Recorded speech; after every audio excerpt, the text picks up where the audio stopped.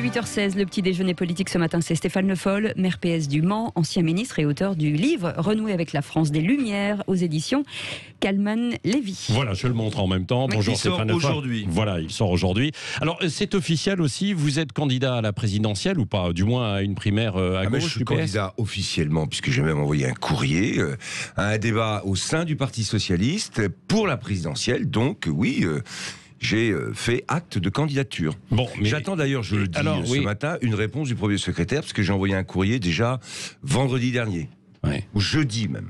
J'ai toujours pas de réponse. Et vous n'avez pas de réponse. Mais ça veut dire qu'il va y avoir une primaire chez les socialistes ou Mais pas? je pense que chez les socialistes, plus que peut-être chez d'autres, alors que tout le monde est en train de débattre dans chacun des partis, chez les Verts, aux Républicains, on voit bien qu'il y a des sujets qui sont sur la table. On va avoir Arnaud Montebourg qui, samedi, va lancer sa candidature en lançant, j'imagine, son projet sur la démondialisation. Et au Parti en dehors Socialiste, du PS, lui. En dehors du PS. Ouais. Au Parti Socialiste, on ne peut pas discuter. Ouais. Tout est toujours pourtant organisé avec les discours sur la démocratie participative, citoyenne. Je notais d'ailleurs que Anne Hidalgo, dans ce domaine, avec la France en commun, idées en commun, très bien. Est-ce qu'on pourrait mettre en commun un débat au sein du Parti Socialiste? Je pense que c'est nécessaire. Et je le dis d'autant plus que j'ai écrit un livre, je ne suis pas simplement là pour parler. Bien sûr. Et pour Il y a des propositions à l'intérieur. avec des propositions. Oui, mais alors ça veut dire quoi? Ça veut dire que Olivier Faure, finalement, fait ce qu'il veut avec ce Parti Socialiste. Il y a une majorité aujourd'hui, il y a une majorité, d'ailleurs, entre Olivier Faure et Anne Hidalgo, il y a une motion, enfin une motion, un texte d'orientation comme il s'appelle, c'est pour ça que je soutiens, moi, Hélène Geoffroy, qui est candidate contre Olivier Faure, mais aujourd'hui, il y a une majorité qui considère que maintenant, il n'y a pas à discuter. Ils ont choisi Anne Hidalgo, et puis on fera peut-être ce qui a été évoqué, je crois, par Hidalgo. Mais elle a été choisie par qui, d'ailleurs, Anne Hidalgo, alors, finalement? Par ceux qui la soutiennent, j'imagine. Oui, mais c'est-à-dire les militants? Je crois plutôt que c'est les élus. Vous avez vu les signatures d'élus. Moi, j'ai été frappé, par exemple, de voir que dans l'entourage d'Anne Hidalgo, c'est pas elle qui l'a dit, ça, mais on était, quand j'ai déposé ma candidature, certains ont dit, on va enfin savoir combien il a de soutien. Plutôt que de se poser la question, on va enfin savoir ce qu'il veut et ce qu'il va proposer aux Français. C'est vous dire dans quel état et le Parti Socialiste. C'est-à-dire que pour préparer une présidentielle aujourd'hui, on fait la liste des soutiens, comme si on était dans un débat de congrès. C'est le mélange entre les deux. Non, la présidentielle, c'est porter un projet, c'est offrir des solutions, c'est regarder la France dans tout ce qu'elle a d'atouts pour se développer, et en même temps connaître la France partout, et avec aussi les difficultés que rencontrent les Français. Mais à droite, chez les Républicains, par exemple, on dit non, il ne faudrait pas de primaire. Enfin, certains disent il faudrait une sélection naturelle, que ça arrive naturellement et qu'il y ait le candidat. C'est peut-être ce qui est en train de se passer chez vous, chez les socialistes, non? On peut considérer que la sélection naturelle est la manière la plus démocratique de faire un choix. C'est une possibilité. Je trouve que dans ce débat aujourd'hui, et vous êtes bien conscient que quand on est face à la situation de la France, dans l'Europe, quand on voit ce qui se passe avec l'Afghanistan, quand on sait comment les démocraties aujourd'hui ont des difficultés, quand on connaît la sortie de la pandémie avec la vaccination, en particulier dans les relations qu'on doit organiser avec l'Afrique, tout ça, ça ne mérite pas un débat. Si, ça mérite un débat. Qu'est-ce qui vous distinguerait s'il y avait un débat justement avec Anne Hidalgo, vous, Stéphane Le Foll? Qu'est-ce que vous représentez par rapport à Anne Hidalgo? Moi, je suis sur une ligne. D'abord, je considère que de nier ce qui a été fait par le quinquennat de Hollande totalement et de l'occulter. La preuve, c'est que dans le discours à Blois, Jaurès, Blum, Mitterrand, Jospin, et après, il n'y a plus rien. C'est donner raison à ceux qui ont toujours critiqué les socialistes exerçant le pouvoir. Il y a des critiques à porter, évidemment. Et je ne suis pas le dernier à le faire. Mais est-ce que vous avez avec vous, par exemple, ce qu'on appelait des éléphants ou les derniers éléphants là, du PS? Est-ce qu'ils sont avec vous? Je veux pas, mais pas, non, justement. Non. Continuons sur la bonne question que vous aviez posée au départ. C'est pas à qui je suis, qu'est-ce que je veux, quelle est la différence. Regardons l'écologie. Anne Hidalgo avait été soutenir Éric Piolle à Grenoble, elle était à Tours avec les écologistes, et puis il y a un moment où elle a dit il y a un problème avec la République. Il y a un problème avec la République. Et on peut en discuter, même si c'est assez brutal comme jugement, mais il y a aussi un problème sur la question écologique.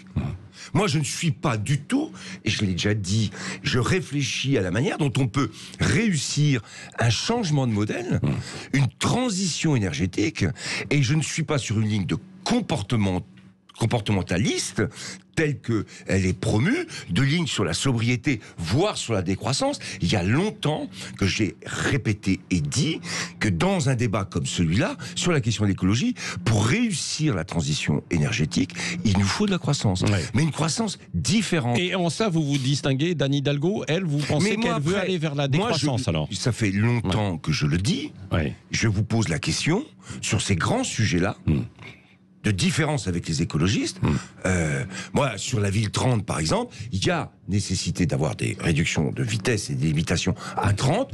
Moi, quand les écologistes me l'ont proposé au Mans, j'ai dit non. Il y aura, bien sûr, des voies et des rues qui seront à 30 km/h, mais l'idée de la ville 30 me paraît pas être une bonne idée. Ça, c'est une idée qui a été promue par une écologie politique. On est dans une ville de province, on est avec des gens qui viennent, il faut assurer une fluidité, un accès, et surtout développer, et c'est ça, pour ça que je suis très attaché au transport collectif et à la transition énergétique qui va devoir être mise en œuvre. Par exemple, aujourd'hui, vous avez une baisse des impôts de production par le gouvernement avec Monsieur le maire, plus de 10 milliards d'euros. Moi, je propose qu'on reprenne une partie en déplafonnant un peu le versement mobilité pour pouvoir investir dans les nouveaux modes de transport. Si je vous comprends bien, et si j'essaie de décrypter, Stéphane Le Foll, vous aussi, vous défendez, et c'est ce que vous dites d'ailleurs dans votre livre, vous défendez une certaine écologie, enfin la défense en fait de l'environnement, mais vous êtes moins dogmatique et idéologique qu'Anne Hidalgo, c'est ça? Non, je suis pas, c'est pas dogmatique. Oui. Il faut bien comprendre que la ligne de l'écologie politique aujourd'hui, elle a son sens.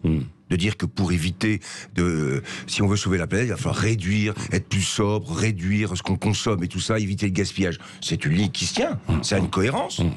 Après, moi je dis que c'est par une politique d'investissement massif et d'innovation, et c'est là qu'il y a un vrai débat entre ceux qui pensent le progrès, qui considèrent que justement ce grand défi, ça doit être une occasion de progrès, et ceux qui considèrent un peu de manière malthusienne, on peut pas y arriver, donc il faut qu'on réduise tous le niveau auquel nous sommes arrivés aujourd'hui. Sauf qu'ils oublient que dans la France, entre les couches, la classe sécurisée et la classe insécurisée, ceux qui sont en insécurité aujourd'hui, ils considèrent qu'ils sont déjà à la limite de pouvoir vivre à la fin du mois et qu'on ne peut pas leur dire, pour sauver la planète, il faudra vous serrer la ceinture. C'est là où vous avez perdu un petit peu la boussole, justement, chez les socialistes, c'est-à-dire que votre base, c'était quand même la défense des ouvriers, des employés, et aujourd'hui, on a l'impression que ça s'est évaporé, ça. Oui, parce qu'on s'adresse beaucoup plus à la classe sécurisée, qui, elle, peut vivre avec l'idée d'une sobriété qu'elle s'impose.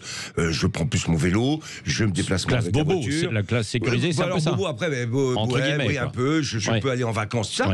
Pendant ce temps-là, on oublie d'imaginer qu'il y a des gens qui ne partent pas en vacances. Je crois que c'est 25 ou 30% des Français. Bien sûr. Et on pense à un modèle. Et ces gens-là, ils ne votent plus à gauche. Et ces gens-là ne votent plus à gauche. Oui. Ou alors peut-être chez Jean-Luc Mélenchon. Et même pas. Parce qu'il est dans une partie de la classe sécurisée, Jean-Luc Mélenchon. Il est dans l'idée que les entreprises peuvent faire ce qu'on leur dit, parce que de toute façon, l'économie de marché, ça compte pas.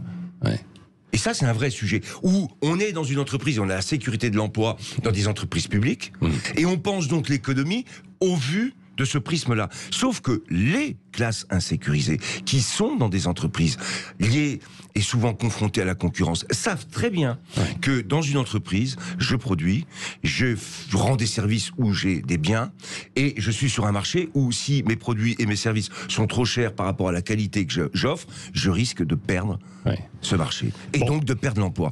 Et c'est ça le problème. Et la question du travail est aussi une vraie question. On ne peut pas continuer à considérer, comme c'est dit d'ailleurs par la CGT ou d'autres, qu'il faut aller les Verts et voir, je crois que dans le texte du Parti Socialiste, on va aller vers les 32 heures.